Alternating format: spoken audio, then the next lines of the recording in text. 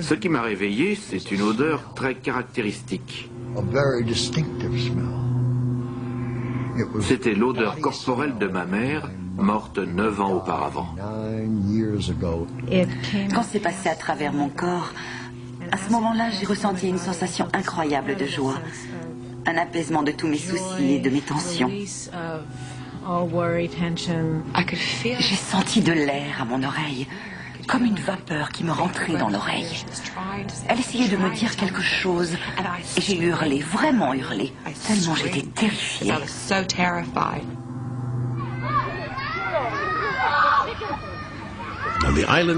Sur l'île d'Hawaï, habite une petite fille de 5 ans sur laquelle un fantôme semble veiller. Elle s'appelle Carissa. Depuis qu'elle a 4 mois, sa famille sent autour d'elle une présence mystérieuse.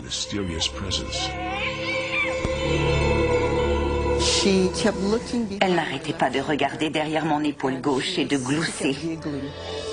Je l'ai posée à terre, sur un duvet, et j'ai pris 3 photos d'elle. Quand je les ai fait développer, les photos montraient 2 objets ressemblant à des rubans qu'elle regardait.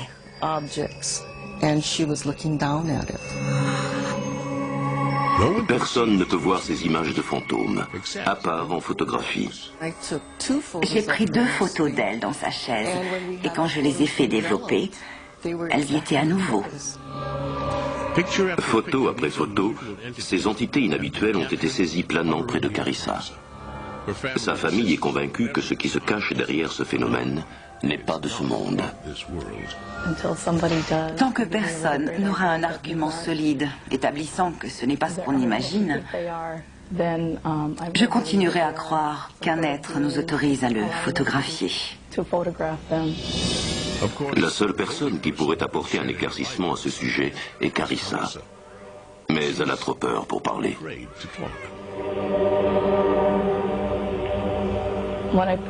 Quand je la mets au lit le soir, parfois elle dit « Ils me font peur ». Quand je l'interroge à ce sujet, je n'obtiens aucune réponse explicite. Pour le moment, la famille de Carissa dit que tout ce qu'ils peuvent faire, c'est accepter ces visiteurs inhabituels. Ce qu'on voit sur ces photos, ça nous dit juste « Nous sommes là, nous faisons partie de votre univers, il faut nous faire confiance et nous croire ». Et ce n'est pas parce que vous ne nous voyez pas que nous n'existons pas. L'histoire de Carissa est étrangement similaire à celle du film Le Sixième Sens. Tu sais l'accident? Oui? Quelqu'un a été blessé. Ah bon? Une dame, elle a le cou brisé. Mon Dieu, tu la vois? Oui. Où est-elle? À ma vitre. Dans ce film angoissant, un garçon de 8 ans nommé Cole voit des fantômes. Chérie, tu trembles. Sa mère ne voit rien. Cole, qu'y a-t-il? Du moins jusqu'à ce qu'elle examine des photos de son fils. Elles se rend alors compte que sur chaque photo, on voit Cole avec de mystérieuses lumières, des apparitions venant d'une autre dimension. Je vais vous dire mon secret maintenant. Je vois des gens morts qui mangent comme les gens normaux. Pour des millions de gens, il ne s'agit que d'un divertissement. Mais pour un garçon de 6 ans, cette histoire de fantôme de cinéma est tout à fait réelle. Il s'appelle Justin Quinn. Comme Carissa et le petit garçon dans Le Sixième Sens, ces photos de bébé le montrent entouré de lumière blanche inexpliquée.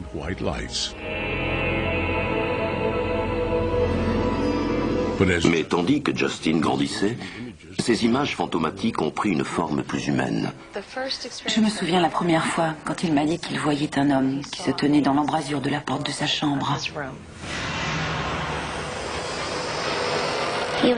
Il était là. Et puis, il est parti. Il est sorti de l'autre côté. Justin dit aussi qu'il a eu une seconde apparition, celle d'une jeune fille. Je n'ai rien dit. J'avais peur. Je me cachais sous mes couvertures et je regardais par en dessous. Et elle était encore là. Et elle se rapprochait plus près, plus près, plus près. James Van Praagh, le célèbre médium et auteur du best-seller Parler au ciel, vient chez les Queen dans le Connecticut pour essayer de prendre contact avec les fantômes. Bonjour, comment allez-vous? Bien et vous? Enchanté. Devant les caméras, Van Praagh rencontre Justin pour la première fois. Salut Justin, ça va? Bien. En entrant, j'ai senti une densité, de l'énergie dans la maison. Tu t'assois ici et je m'assois là? Puis Van Praagh commence le délicat processus de questionner ce garçon timide. C'est là qu'il se tenait? Oui, j'ai vu une petite fille qui se tenait dans ma chambre. Comment était-elle? Blonde? Elle avait les cheveux tout dressés. J'ai travaillé avec beaucoup d'enfants et ils sont très réceptifs, ouverts et sensibles au monde des esprits, car ils en sont très proches. Où est ta chambre? Justin montre à Van Praagh où il a vu la première fois les images de l'homme et de la petite fille. Jolie chambre. C'est là que tu as vu la petite fille? C'est là que j'étais. Tu étais là. Tu dormais ou tu étais réveillé? Réveillée. Tu étais réveillé. Chaque fois éveillée. Ensuite, ils vont au sous-sol où Justin dit avoir vu les deux apparitions. Ils sont dans cette pièce? Elle se cache dans le placard. Pourquoi elle aime être là? Cause des jouets. Elle aime les jouets. Parfois, elle joue avec mes jeux. Pourquoi ces esprits entraient-ils cette maison par ailleurs heureuse?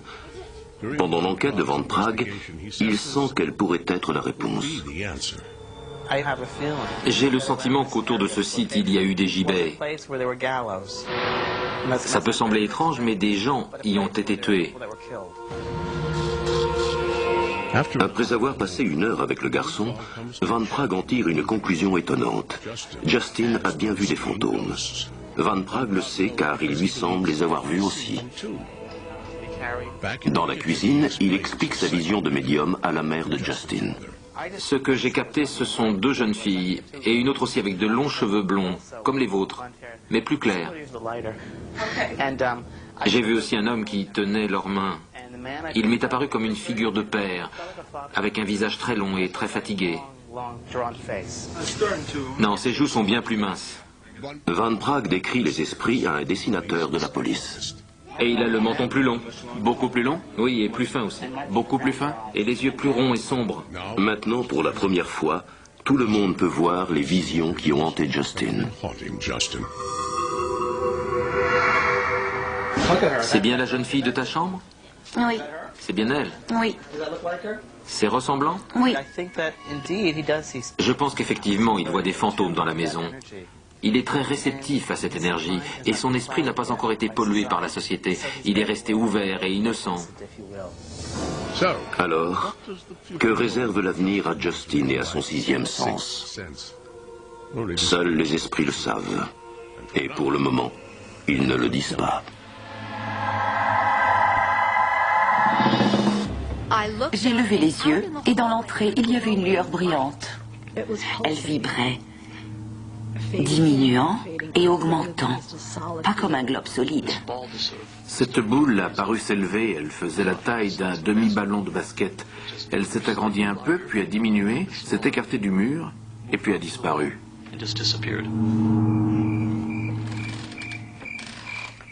D'aussi loin qu'elle se souvienne, Linda Davis affirme voir des esprits revenus d'outre-tombe. Je vois des choses. Et je ne peux pas expliquer pourquoi je les vois. Dans cette maison abandonnée, au fond du sous-sol, Linda rencontre des entités lumineuses qu'on appelle des orbes. Ce sont des sphères d'énergie rayonnantes qu'on pense être des esprits revenant dans le monde physique. Celui-là est monté de son bras, tout droit jusqu'au plafond.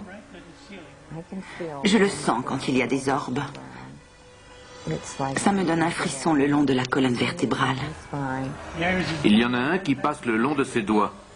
En voilà un autre qui descend. Il part à gauche, vers le haut de l'escalier. Le docteur Andrew Nichols, célèbre parapsychologue, a enquêté sur plus de 600 cas classés comme paranormaux. Le docteur Nichols examine minutieusement la maison. J'ai pu mesurer à la fois la température et le champ magnétique de quelques orbes. Ils émettent un champ magnétique très élevé et sont 10 degrés plus chauds que l'environnement immédiat, ce qui indique qu'il s'agit d'une boule d'énergie. Nichols pense que le champ magnétique rend encore plus sensibles les gens qui ont des capacités de médium. En voilà un, juste devant. Le voilà. Oh là là. Heureusement, la maison n'est plus abandonnée. Les nouveaux occupants souhaitent explorer plus avant ce lien vital avec le monde de l'au-delà.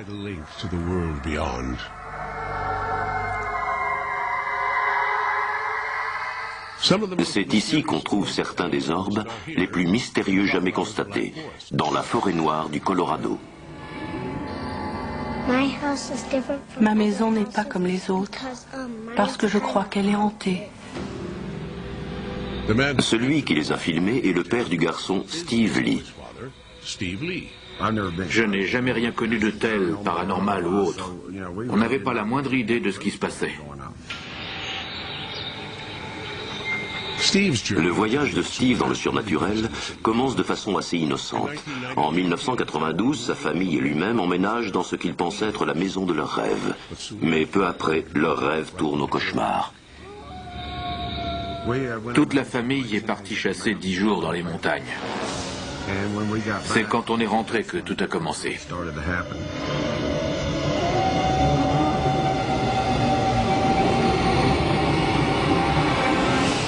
On a tout de suite vu que les meubles avaient changé de place.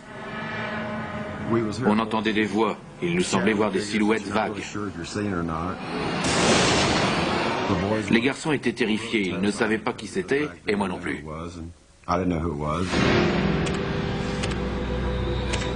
Déterminé à prouver que ces événements étaient d'origine humaine, Steve installe des caméras de surveillance high-tech autour de sa propriété.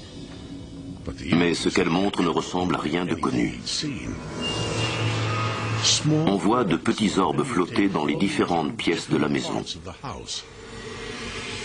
Je n'ai toujours pas la moindre idée de ce que c'est. Puis, à l'extérieur, Steve filme des orbes plus grands, encore plus difficiles à expliquer. Remarquez comme ils volent autour des arbres et changent même de direction. Steve pense que ces orbes ne sont pas créés par des flashs ou par un autre trucage optique. Mais la découverte la plus étonnante reste à venir. Une nuit, pendant que Steve et sa famille dorment, une caméra continue à tourner. Voici ce qu'elle enregistre. L'orbe le plus incroyable jamais enregistré. Sa taille extraordinaire, sa brillance et ses détails semblent défier toute explication scientifique. Le docteur Michael Kutz est consultant pour la police en activité occulte. Il visite la maison de Steve et est d'accord avec lui. Elle recèle un mystère troublant. Quand je suis ici la nuit, j'ai presque l'impression d'être observé, qu'il y a d'autres personnes ou une autre énergie autour de moi. C'est une sensation de supraconscience et de puissance de l'énergie. Après avoir été témoin de ces étranges événements, Steve et sa famille songent-ils à quitter la forêt noire? On a décidé il y a longtemps qu'on ne se laisserait pas chasser d'ici par quoi que ce soit, humain ou autre.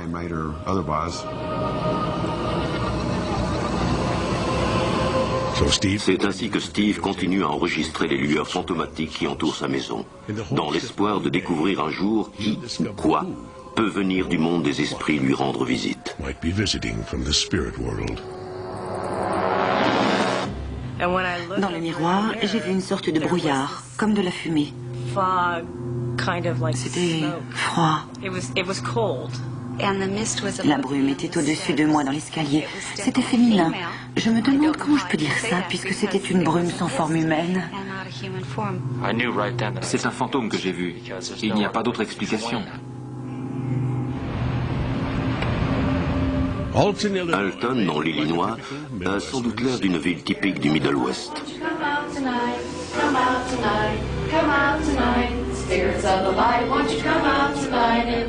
Mais elle renferme un secret effrayant. C'est le site de ce qui pourrait bien être la maison la plus hantée aux États-Unis. Bienvenue dans la maison McPike. Construite en 1869, cette maison maintenant abandonnée est enveloppée de légendes de violence et de peur. Une dame est censée avoir été noyée ou assassinée dans la baignoire. La légende locale raconte que certains s'y sont pendus. La femme qui la hantait avait eu son mari tué dans la guerre de sécession. Réalité ou fiction, les gens du coin et les experts en paranormal croient que la maison est hantée. Nous pensons qu'il y a au moins 10 esprits ici. Et ils pensent que les esprits se rassemblent au sous-sol. Avec leurs murs en briques et pierres à chaud, ces pièces ne voient jamais la lumière du jour. Aussi, la meilleure façon de filmer une activité paranormale est d'utiliser une caméra infrarouge. Voilà, c'est la cave à vin. C'est le cellier. C'est ici qu'il y a le plus d'activité. René Herat et un groupe de collègues chercheurs descendent au sous-sol avec leurs caméras vidéo qui tournent. Ce qu'ils vont vivre, ils ne l'oublieront jamais. On bavardait tout en avançant. Et soudain, on est entré dans une autre pièce. Il y avait une sorte de brume très épaisse, presque un rideau de fumée. Oh mon Dieu, je la vois bouger juste devant moi.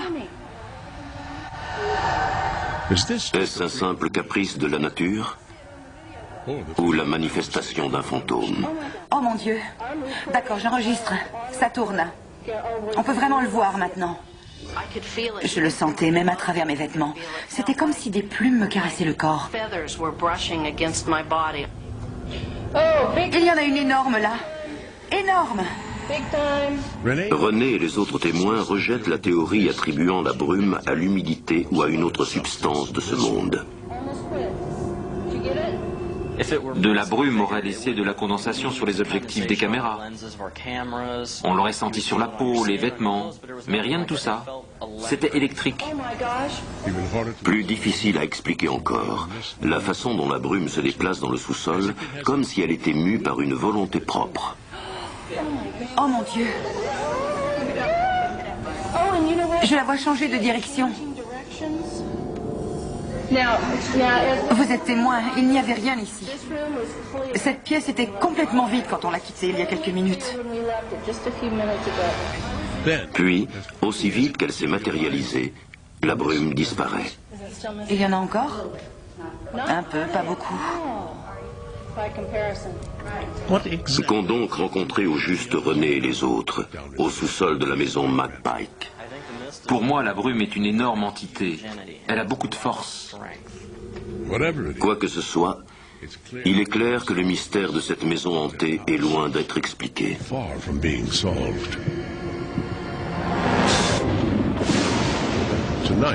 Nous avons vu des images perturbantes, suggérant l'existence d'un monde au-delà de celui que nous connaissons et touchons.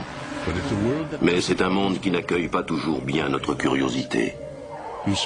Les esprits nous rendent-ils visite? Personne n'en est sûr.